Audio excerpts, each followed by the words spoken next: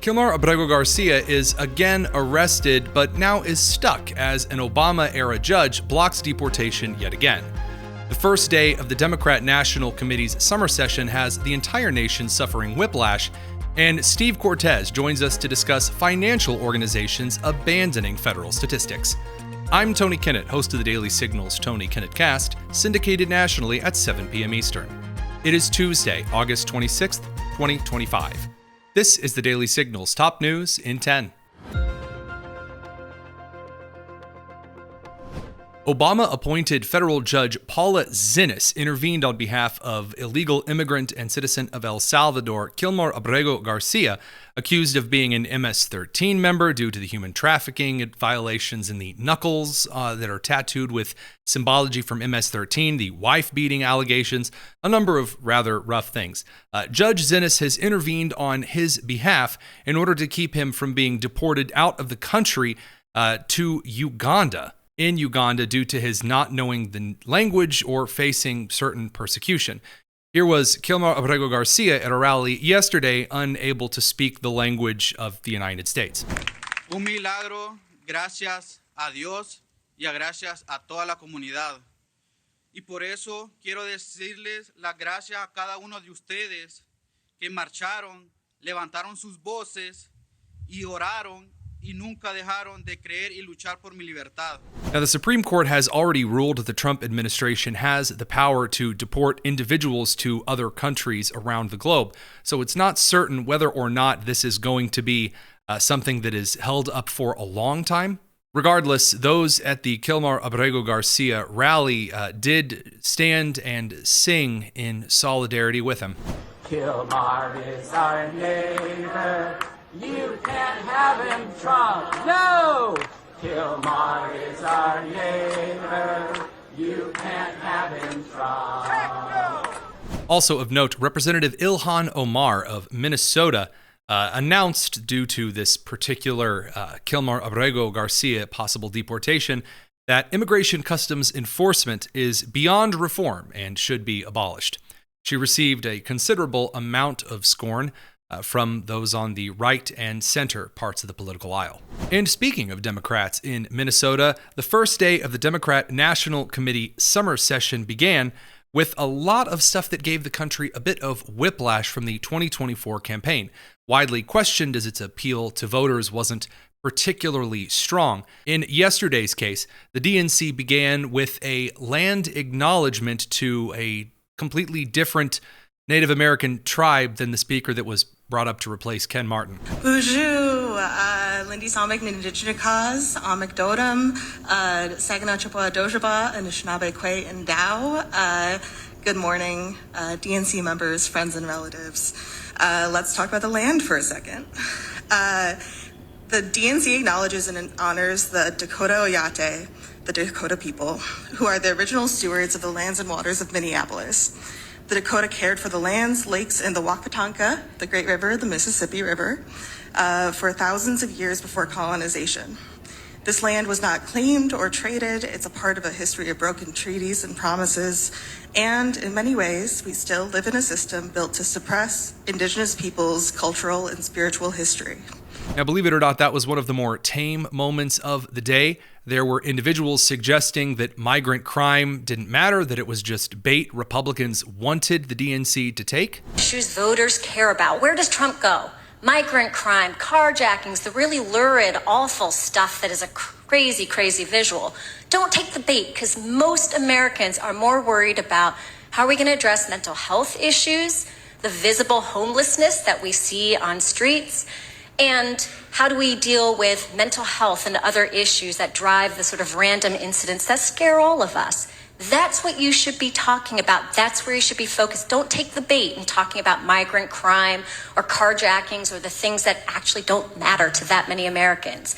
And then go to the Minnesota governor and former vice presidential candidate Tim Walz yelled about individuals in red hats and waking up to see not Kamala Harris, whom he called the adult, on television.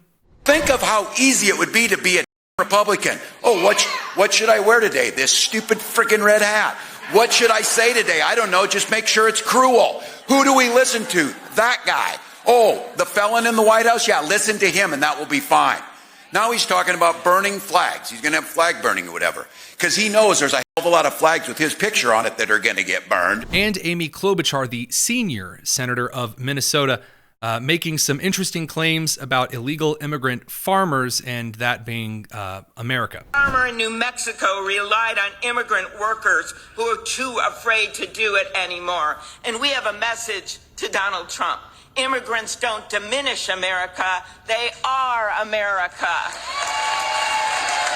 Many Americans have been quick to point out that this may not be the best strategy heading into the midterms due to the unpopularity of many of these policy platforms and opinions.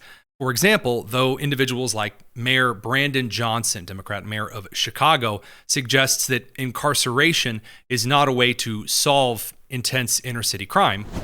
We cannot incarcerate our way out of violence.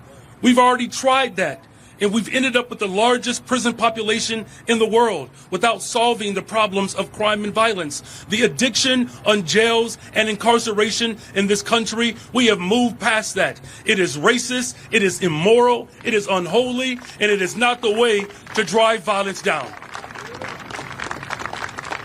We cannot return to the same failed strategies that got us here in the first place. Business owners in Chicago, on the other hand, don't particularly align with that point of view. The whole neighborhood is just sick of people coming into the neighborhood and acting like they can just come ravage your stores, take what they want to take, and then they try to make you feel like you're wrong for defending your property. And last but not least, while the institutional legacy media is rather upset about some recent appointments to the Trump administration, some nominations like E.J. Antoni from the Heritage Foundation, we sat down with Steve Cortes, co-founder of Veracruz, as well as a regular financial expert on CNBC, Fox, CNN, to talk about why Fortune 500 companies and other big players in the stock market are no longer trusting federal statistics on the economy, on labor, because it's a decades-old slothful mess. So the reality is the BLS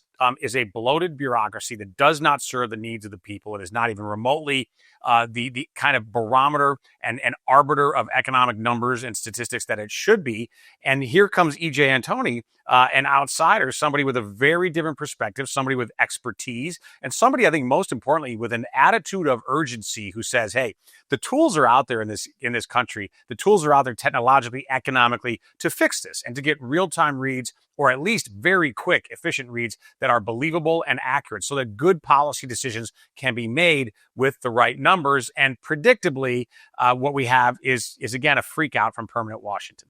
Yeah, and that's kind of the concern along the backlines, that even though some of the major financial institutions that are, again, pushing around millions, billions of dollars a day, they may not rely on some of those government statistics. Other government institutions, for example, the federal chairman and his board of governors do rely on those outdated and, as you said, slothful statistics.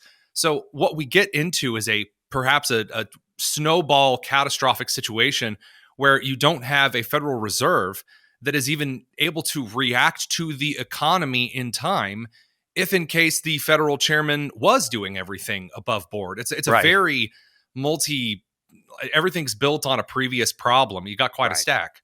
You do, unfortunately. And and listen, I'm somebody who believes that the current Fed Chairman Jerome Powell is fully politicized and is not remotely a legitimate central banker, meaning that his first interest is protecting institutionally the Fed, secondly, protecting the more general interests of Washington, D.C.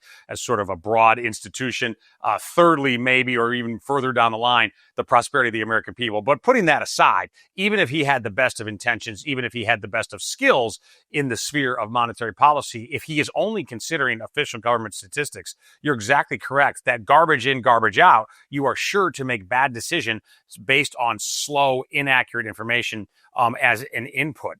And by the way, if we look at the history of the Fed, again, don't have to take Steve Cortes's word for this. If you look at the history of the Fed, it has been wrong on every major policy turn for 25 years now. I mean, going all the way back to Y2K and the tech bubble, into the housing crisis, into COVID. It has mismanaged and completely gotten wrong every single crisis. And that's despite having literally hundreds of PhDs on its staff. And so maybe we could use somebody who happens to have a PhD. Yes, he does have credentials, but much more importantly, operates in the real world of economic analysis, E.J. Antoni. And again, not just those credentials and not just that knowledge base, but the attitude of urgency and the belief that as an outsider, that we are there to deliver the very best information in the quickest manner possible to policymakers and to the American people, not to serve the interests of the bureaucracy. We'll include a link to the rest of that interview in the description.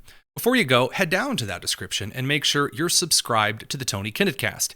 And make sure to join us tonight at 7 p.m. Eastern, where we dig into the day's news and nonsense, along with a special interview this evening with Victor Davis Hanson. I'm Tony Kinnett, and this has been the Daily Signal's Top News in 10. Take care.